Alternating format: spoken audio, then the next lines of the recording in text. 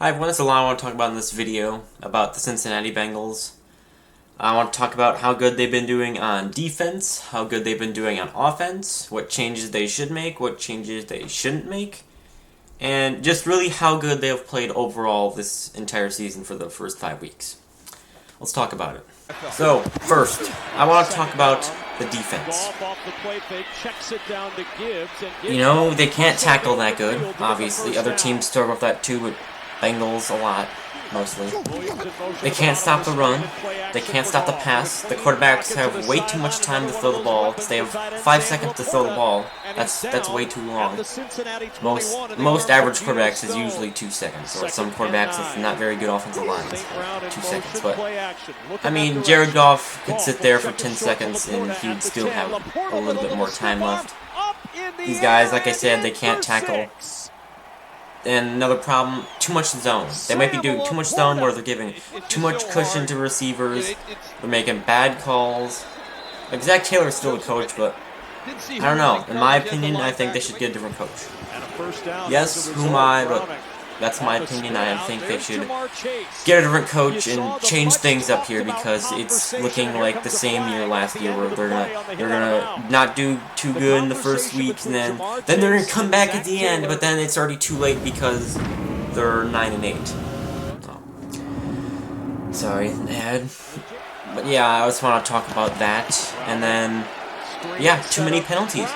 They get way too many flags. It's just like, how, like, I know mistakes can happen, but when you're getting 10 plus penalties every game, that's messed up. The coaches gotta talk to the guys. I mean, they probably are, but I don't think it's working right now because the players are still getting 15, 10 penalties every single game. I mean, it happens to the offense too. Offense is getting false starts, illegal formations, and freaking holding penalties, and grabbing face masks, and just doing stuff you just cannot do at all whatsoever. And then freaking, yeah, the defensive line does that, offensive line does that.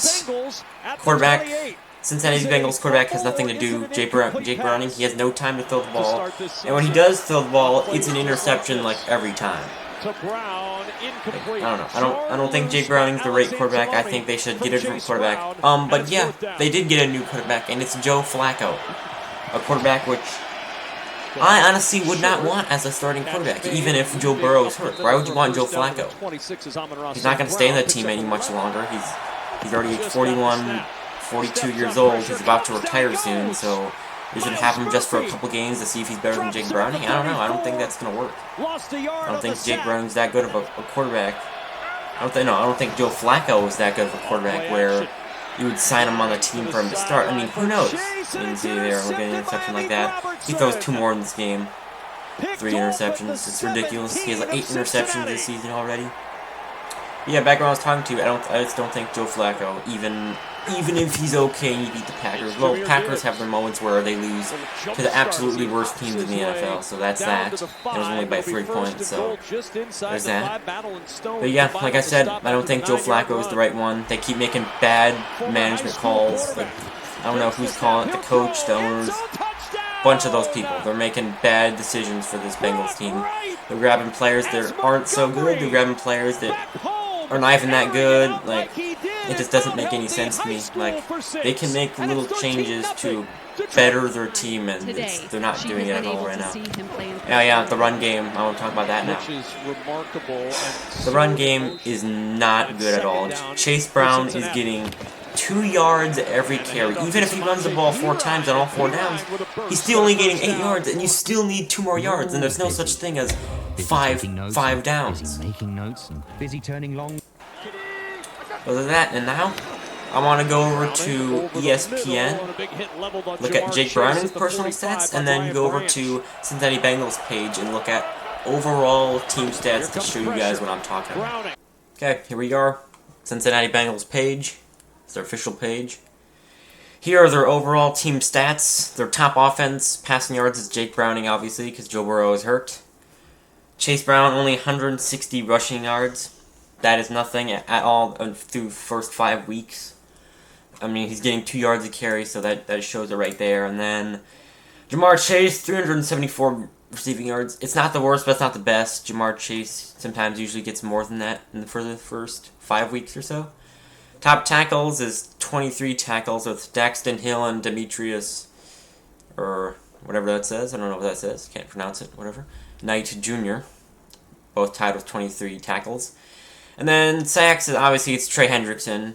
No debate about it. And then interceptions is Jordan Battle. But yeah, here are their total team statistics. Stats. They have 77 total first downs, and they have allowed 117 first downs. That's not good. They've allowed way more first downs than they've actually gotten first downs. First downs by rushing, pass, and penalty, they have 18 first downs by rushing, 45 by passing, and 14 by penalty.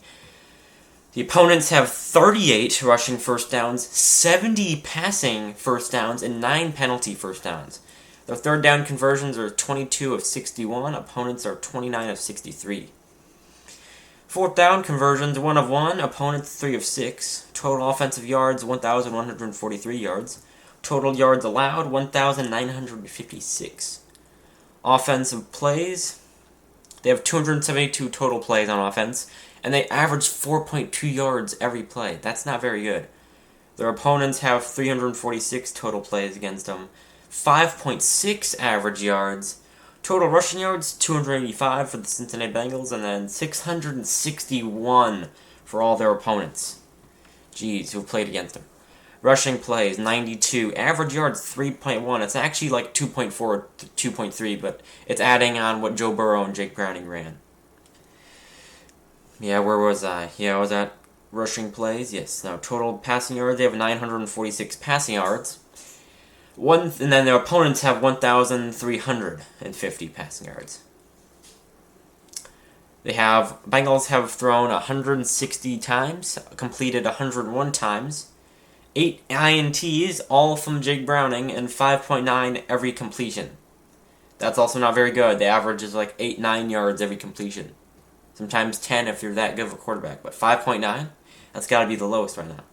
And then their opponents are 177 passes, 120 completions, 5 INTs. Wow, their total of 5 opponents has 5 INTs, but their one quarterback has 8 INTs.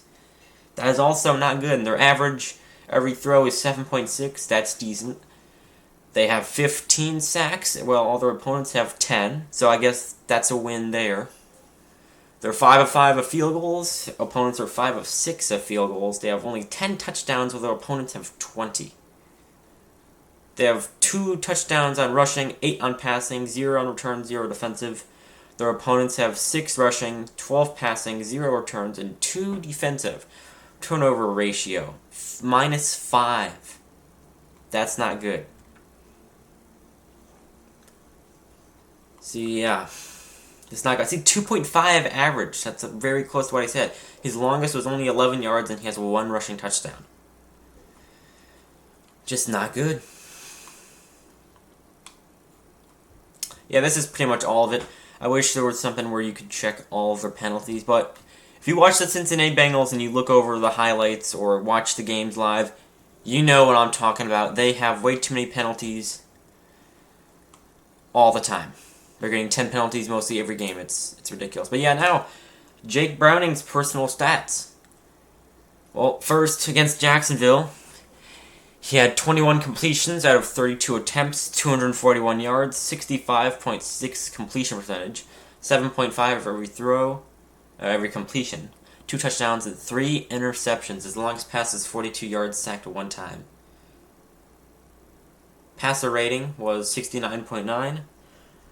Adjusted quarterback rating was 65.3. So, that game, he didn't do too good, but they managed to pull it off at the end, the last play. Well, almost the last play of the game. And then against Minnesota, it was just completely downhill. 19 of 27, 140 yards, 70.4 completion percentage, 5.2 average every completion, 1 touchdown, yet again 2 interceptions. Way too many interceptions. That's 5 interceptions for the first 2 games. Sacked 3 times, 63.8 passer rating, 26.9 quarterback rating. Jeez. And then Monday against the Denver Broncos, it was just bad. They lost 28-3, 14 of 25, 125 passing yards, 56 completion percentage, 5 yards every completion, no touchdown passes, no interceptions, longest is 22, sacked 3 times, 69.6 quarterback rating, passer rating, and then adjusted quarterback rating 28.1. And then against the Lions, that's about the same thing. 26 of 40, 251 yards, 65 completion percentage, 6.3 every completion, 3 touchdown passes, 3 interceptions. Longest was 64 to Jamar Chase, sacked 2 times. So he doesn't get sacked, but that's still not the problem. The offensive line crumbles way too fast where he doesn't have much time to throw the ball. They're getting way too much penalties too, so that's another thing. He has 76.1 passer rating, 22 quarterback rating. Jeez. See what I mean? And then now they're getting Joe Flacco, who also did not do that good this season either. It just doesn't make any sense. And then they waited so long to get a contract done for Trey Hendrickson. For who knows whatever reason. It took them a long time. They've been talking about it for months. They have it done now, but what was taking them so long that they needed like at least 1 or 2 months to constantly discuss about it and talk about it and have meetings with Trey Hendrickson. It doesn't make any sense. They're making a bunch of bad management things here for the team. Hope I said that right. But yeah, I went over it. It's not good. Before when they were 2-0, it still wasn't that good. But now looking at it again, this is just getting even worse and worse for the Cincinnati Bengals. Hopefully they can have a turnaround, but I don't know. I don't really see it happening right now. Hopefully it can. But my opinion, I doubt it. But I think that's it for you guys. I'll see you guys on the next one. Make sure to like, share, subscribe, and leave a comment. And I'll see you guys on the next one. Bye.